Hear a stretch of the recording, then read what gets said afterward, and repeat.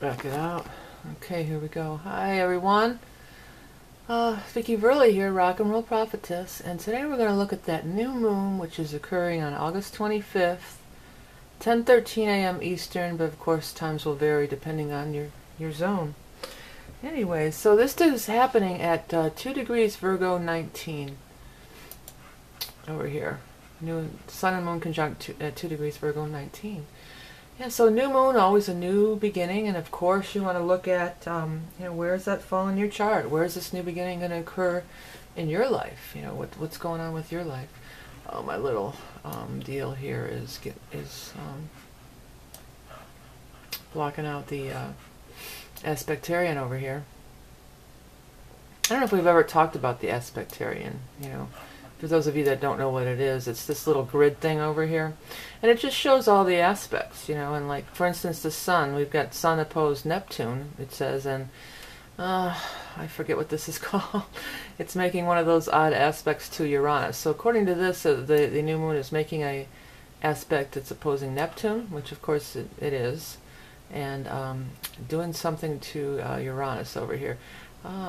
16 degrees though, I don't know. I'm not sure about that one. But anyway, so yeah, it is opposing Uranus. And it is the axis of the Virgo-Pisces energy. That's somewhere we can start to talk about.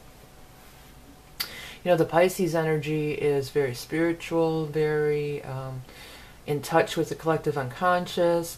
Pisces are just not quite in reality half the time. Honestly, I feel like that's what it is with Pisces. Virgo is very much in reality. Virgo is getting the, dotting the I's, crossing the T's. Virgos are the accountants. Virgos are, the Pisces are the people who are the free spirits and the spiritual people and, the artists and everything. And they can just, float through life, not really ever, with their feet not really ever touching the ground. But there's always going to be the other side of that. There's always going to be the Virgo energy. And the Virgo energy, makes sure that the bills get paid. Somebody's got to make sure the bills get paid. Somebody's got to, do the taxes and do all that sort of thing. And that's the Virgo energy. So just in general, Virgo time is a good time to get into all that. And I kind of think it is, in general, how Leo is a fun time, and then we move into Virgo, and it's kind of like back to school, and, school supplies, and, those kind of things are going on, and you are getting your head in a different place, where the Leo energy is still about the fun, the Virgo energy is about getting down to work, basically, getting down to business. And Virgo rules the 6th house in the flat wheel. And the 6th house is all about, those types of things. Work, health. Virgo energy just in general is a good time to maybe start some kind of new health regimen, possibly. Start on a new workout routine or cleanse or something like that. New moon in Virgo would be good. Really, you'd want to look at your own 6th house, but in general. Any kind of meticulous thing that you kind of have to dig into. Cleaning. Also, cleaning is always like a Virgo type of thing, like cleaning out a closet or cleaning out the attic, or going through drawers and cleaning out clutter and getting meticulous, getting down into the little cracks of things. That's what the Virgo energy is all about. It's in it's not conjunct Mercury, but Mercury is also in Virgo along with the new moon. So that could be, catching up on correspondence. Definitely paperwork, like going through old paperwork and files, or even on your computer, cleaning out, deleting, and getting rid of junk and things like that. Actually, full moons are more like that, but Virgo is like that. Getting organized. Virgo new moon is very powerful for that. But what's still going on? We've still got quite a bit of energy over here in Leo. Jupiter's going to be in there for the year, of course, and then we've got Venus conjunct Lilith over there. So I feel like that could be passionate, definitely. Venus and Lilith together. As you know, I take like a different kind of stance on Lilith than a lot of people, because I feel like all she was really about was trying to get equality, and maybe she did have to be a little bitchy to get to get equality. But if you read the mythology and the story behind it, it's pretty harsh. They killed all their children and they did all this horrible. They really were horrible to her. Just because she wanted to, so maybe bitter, yeah, but if you think about it, it was justified in a way. But I feel like Lilith is strong, and she's, the image of the Statue of Liberty just popped into my head for some reason.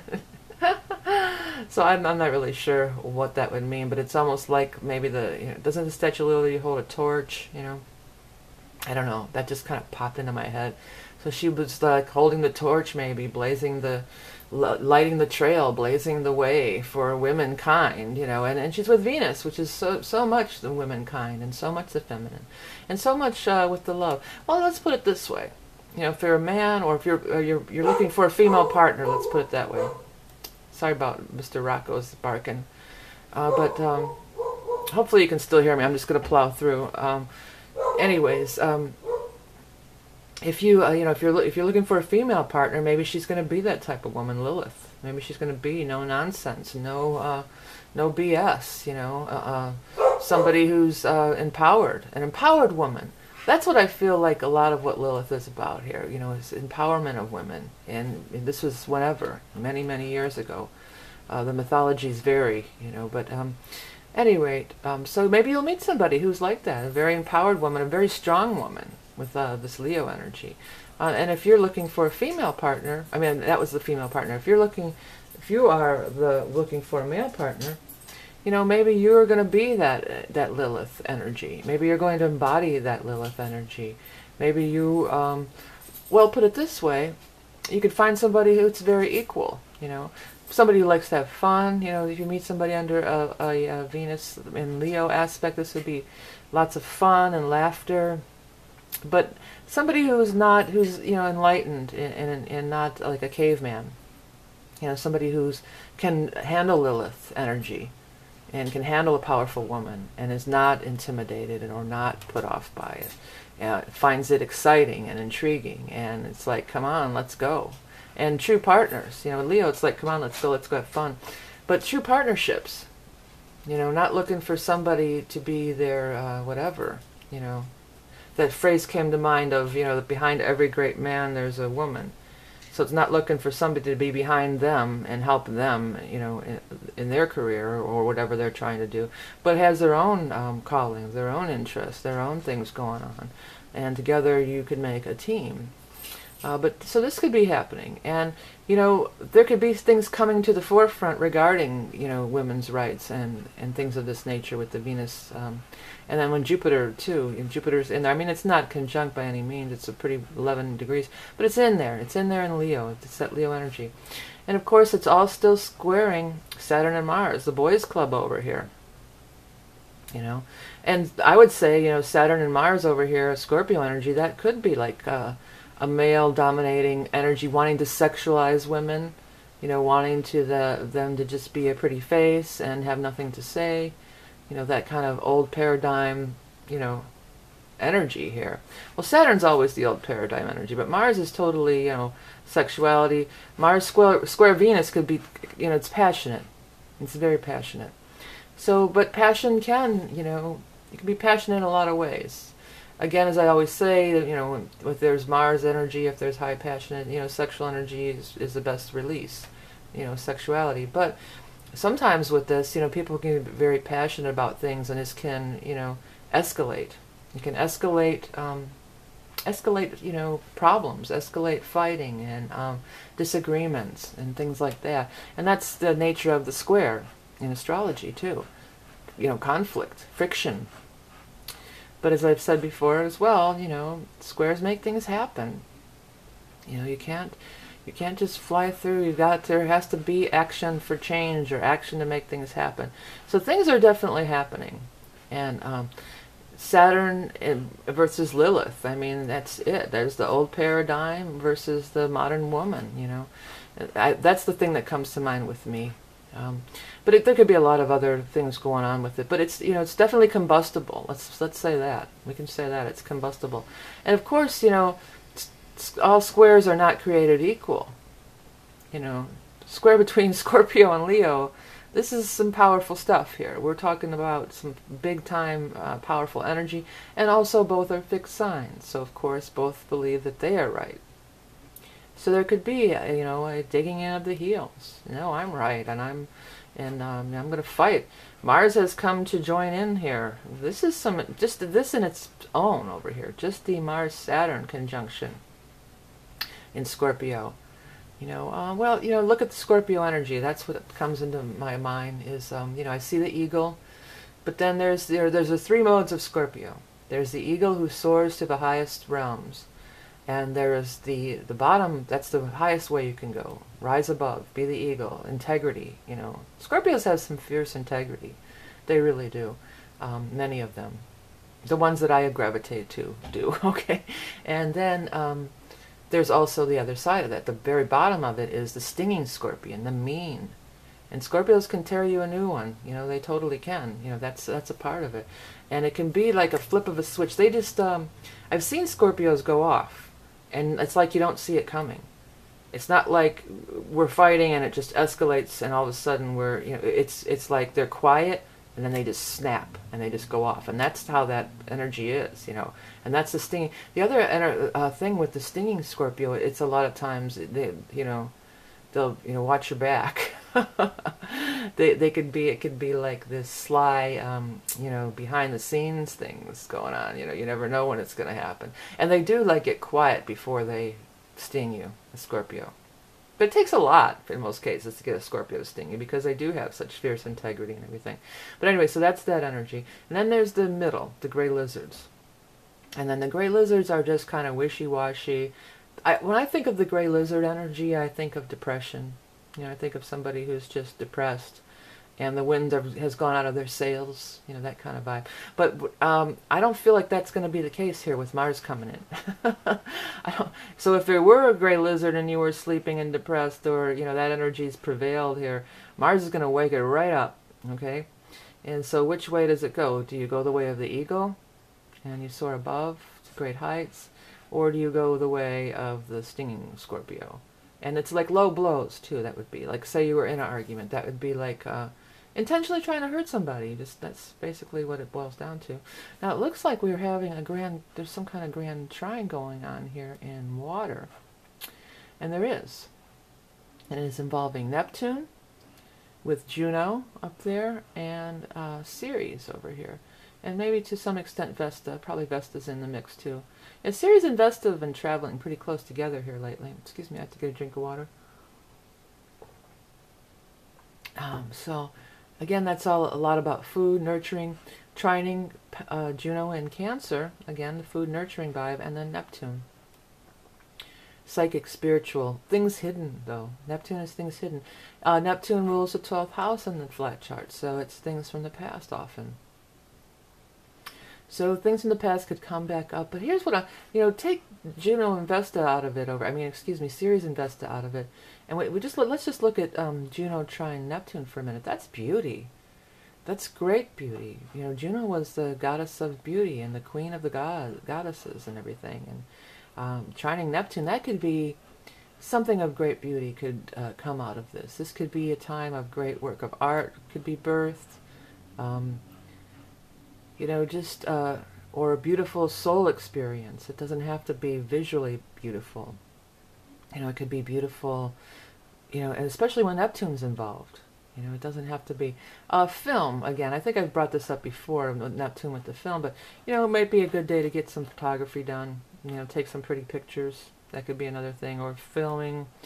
Neptune is like film, although it's all digital now. It's more in the realm of Uranus anymore, but also motion filming, some good video, good day to do a video maybe.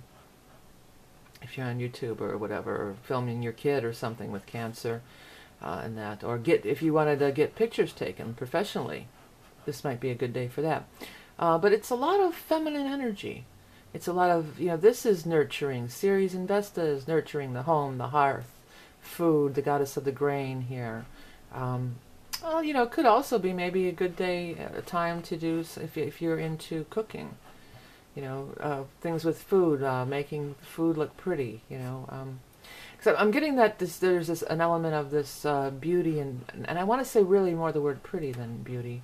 So making things look pretty, beautifying maybe your home, maybe, your clothes shopping. Picking out some clothes could be a good thing. And again, you want to look at where all this falls in your chart. Maybe getting your child school clothes, get school pictures, these kind of things. But there's this grand trine in water, even though they are mainly the asteroids and involving Neptune. that's gonna, give us a little bit of a different energy from this heavy square stuff going on. And because Neptune is opposed to the new moon point, and these are all sextiling that new moon point as well, you know, well, at least the Ceres is, and Neptune is, and Juno is. They're all sextiling. So when you have the element of water with its like counterpart of earth, that's a sextile always. Water feeds earth, air feeds fire. That's the way to always remember it. So there's some nice energy here too. And Virgos aren't, even though we've got this heavy the Scorpio and Leos could be fighting each other, and Mars, I'm going to cut you. I always think of Mars as I'm going to cut you, because this little thing on here, it always reminds me, well, actually not always, but it did in this case, that's why I brought it up. Reminds me of like a sword, or I'm stabbing you. You could be stabbing or wounding or cutting Mars on its own. And Mars are the warriors who, in the old days, you think of like in the tarot, the knights have swords, they stab you, the knights go up, or lances or whatever, they're big into cutting each other prior to inventing guns and things, knives and sharp objects. I think Mars does rule sharp objects, if I'm not mistaken, too, but it doesn't always mean that to me, but today it does. I'm looking at that, and it's that point, when that pointed thing stands out, the little arrow on it, then I bring up the knives and there's cutting and the swords and stuff. And sometimes I'll stare at that and it'll show me a past life of somebody. That's a lot of times I'll get that too, or even a murder. Honestly, that can show up as a murder if I'm looking at that in a chart sometimes. But at any rate, so there's that going on. But there's this calmer water element. Another thing about Neptune is it's kind of a retreating energy. So if you don't want to get into the mix with the Scorpio fighting the Leo or whatever's happening there, Virgo is a calm and sweet type of people overall too, and a sweet type of energy. And they're in service. Virgo energy is about being of service and being in service to others. It's a kind of task-oriented a lot of times. Virgo also being at Earth. Many Virgos, all the Virgos I've ever known have been avid gardeners too. So there's that element, and with the Ceres and over here, and the Cancer energy, and it might be a good day to do some kind of flower garden. Neptune, I would say, it's more floral. Some gardening, or visit a place, go to a flower shop, visit a botanical garden. But what I was getting at is the Neptune energy is a retreat. And Virgos aren't fighters either, okay? They're not. I mean, they can be, and they will stand their ground, but in general, not like this kind of vibe. So yeah, but Neptune is retreat. So what's the answer if you don't want to get caught in the crossfire here? The answer is to retreat within yourself, or meditate within spirit, or get in touch with the water and the earth energy, and maybe steer clear of these crazy, passionate things that could be exploding and happening, because it's definitely a potential for this. I know that's not the new moon point, but look at this. I mean, when I look at the aspects, I see my little pyramids, and I like to look at the lines, but look at this. This is just like festering. I'm hearing a lot of psychic stuff this month for you guys. And I'm hearing that song from The Wizard of Oz, the Wicked Witch one. Yeah. The Wicked Witch is coming, and many would say, okay, that's because it's Lilith, but I say no. Lilith's my girl. I'm not going to get down on Miss Lilith over there. I just think it's differences. There's differences. And this energy may be accentuating our differences more than accentuating our how we are alike, And so that's, find the commonality, find the common ground, find how we're alike. And of course Uranus and South Node. So this has been going on. This is only going to intensify and get closer.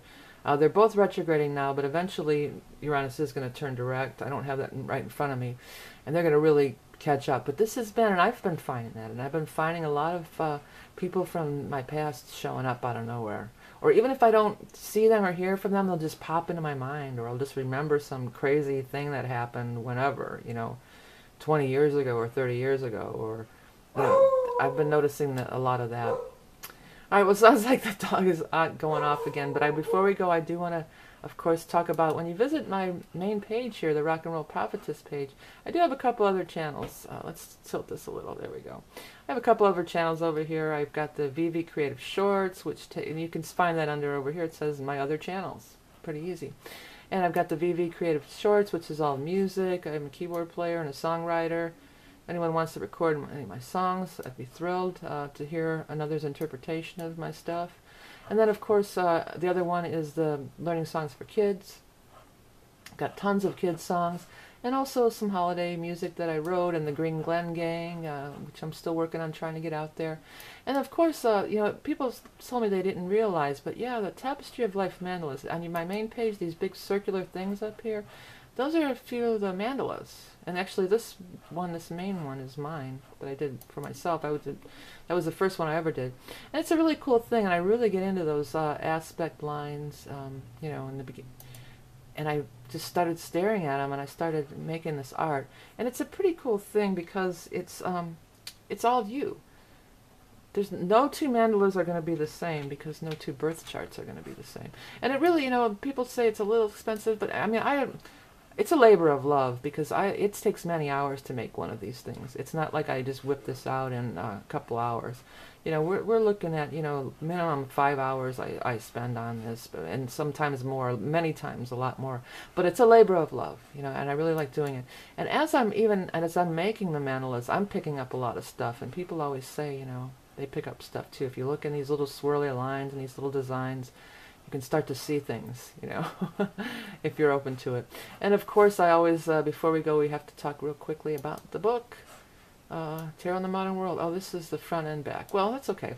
So this is the front cover, and the other side is the back. I have the sun on the front and the moon on the back. And it's cool. It's easy to understand if you're interested in tarot. Easy to learn tarot. I try to talk in plain and simple terms, just like I do with the readings. That's just, I try to just be myself. I'm not putting on any airs or claiming to be a guru or anything. I'm just, looking at the chart and kind of chatting it up. There's the chart again. Okay, so that about wraps it up. I want to remind you all that you're Love and Beauty Incarnate, and I want to thank you all for donating and sharing and liking my videos and subscribing. It's really helping me out a lot, and I really appreciate all of that. Okay, so until next time.